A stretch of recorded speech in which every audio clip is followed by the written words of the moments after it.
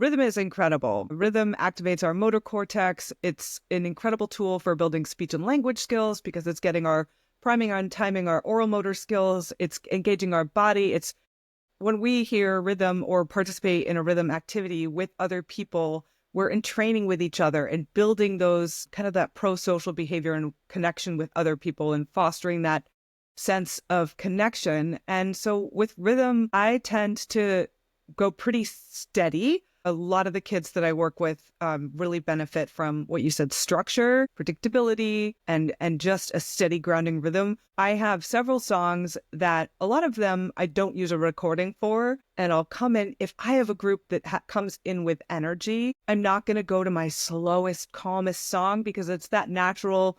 It's in our nature to like kind of fight against that and be almost irritated by being met with such an opposition, that I tend to have a faster rhythm, faster pace and tempo, and maybe more activating movements like clapping or stomping or patting our legs, and then slowly and very subtly slowing that down and transitioning to more proprioceptive input like squeezing our hands, brushing our arms, brushing our legs, squeezing our arms, regulating our bodies. And you're making such a slow tempo change that it's not noticeable, but by the end, and often our movement songs will have deep breathing in them as well. And at the end, it's like, and it feels like magic, but it's not.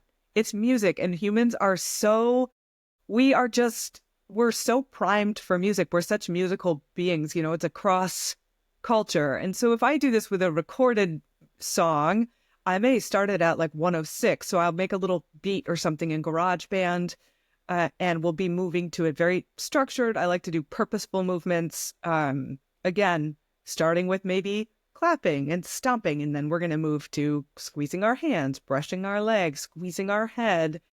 And then I might get my phone out and I'll change it just a little bit, like just a tiny bit lower. So maybe we're at like 102. And then by the end of the song, we might be down to 98. And the kids just naturally entrain with that. And so I've met them where they are, kind of a faster 106. And I brought that down. And so even if some of my students aren't motor imitating all of the movements, even if they're just listening to it, their body is coming down with that